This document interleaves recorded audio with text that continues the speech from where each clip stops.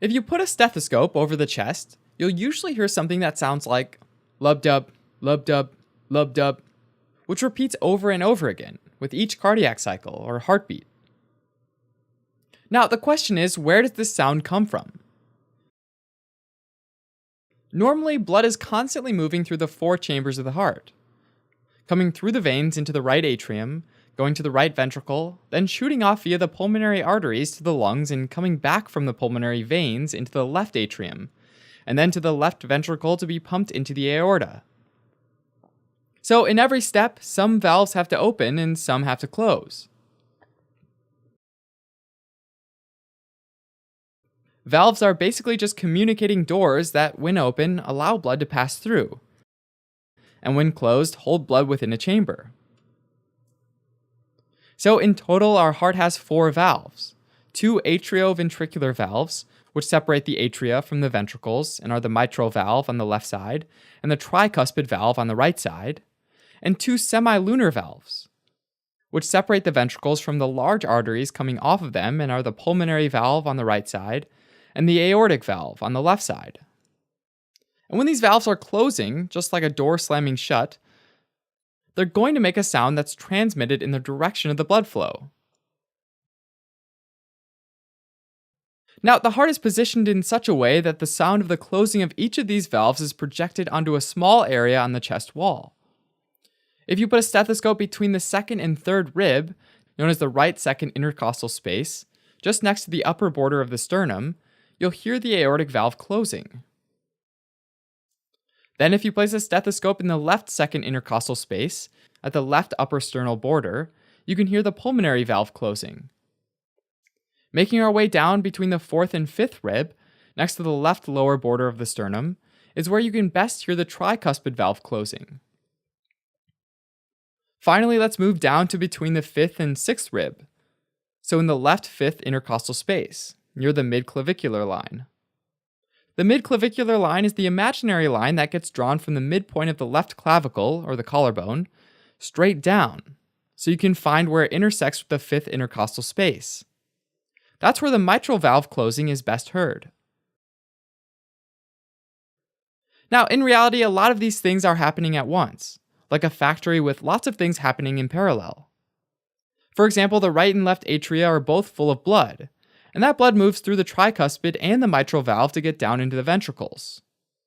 Initially, the blood flows passively into the ventricles, but near the end, when there's just a bit left, there's an atrial contraction that gives the blood an extra hard push to help get it out. This part of the heartbeat, when blood is filling the relaxed ventricles, is called diastole. Now, once the ventricles have filled up, both of the atrioventricular valves snap shut, creating a long, loud sound that sounds a bit like lub. And that's the first heart sound, or S1. And because it's basically the tricuspid and mitral valve closing, it's best heard in the tricuspid valve and mitral valve areas. So at this point, the ventricles are full of a whole lot of blood and are ready to squeeze it out. And to do that, the aortic valve on the left side and the pulmonic valve on the right side quietly open up. Blood flows from the left ventricle into the aorta and from the right ventricle into the pulmonary arteries. This part of the heartbeat, when the ventricles contract and push blood out, is called systole. Eventually, the ventricles finish squeezing, so these 2 valves close down, making a short, sharp sound that sounds a bit like a dub. And this dub is called the second heart sound, or S2. This is heard loudest in the aortic valve and pulmonary valve areas. During inspiration, though, if you listen carefully with a stethoscope, this S2 sound actually splits into 2 separate sounds. That's because the diaphragm muscles lower during inspiration, and that creates negative pressure in the chest to bring in air. And that negative pressure also brings a bit more venous blood back to the right atrium and right ventricle. It takes a little bit longer for the right ventricle to squeeze the extra blood into the pulmonary arteries, and it takes a little bit longer for the pulmonary valve to close. So during inspiration, the closing of the pulmonary valve is heard slightly later than the aortic valve, and that's called the physiologic splitting of the S2.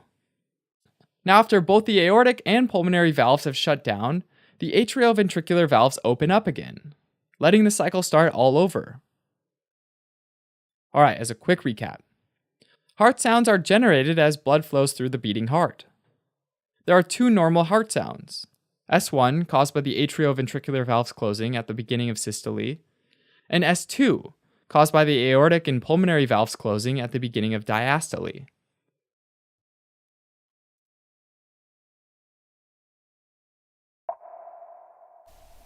Hey guys, thanks for watching that video on normal heart sounds. I hope you found it helpful. So thanks to the team that worked on it. The script was written by Antonia. The script was then edited by Rishi. I did the illustrations, Tanner did the voiceover, and Sam did the video editing. So if you like this video and other videos we have like it on YouTube, you should definitely check us out on osmosis.org. Over there we have over 100 exclusive videos that are not released here on YouTube, as well as a ton of studying tools. So things like flashcards, practice problems, and even textbooks. And of course, you can always find us on social media, so places like Facebook, Instagram, Twitter, and even Patreon if you'd like to help us out directly. So I hope you found this video helpful. I look forward to the next one I get to work on. See you then. Bye.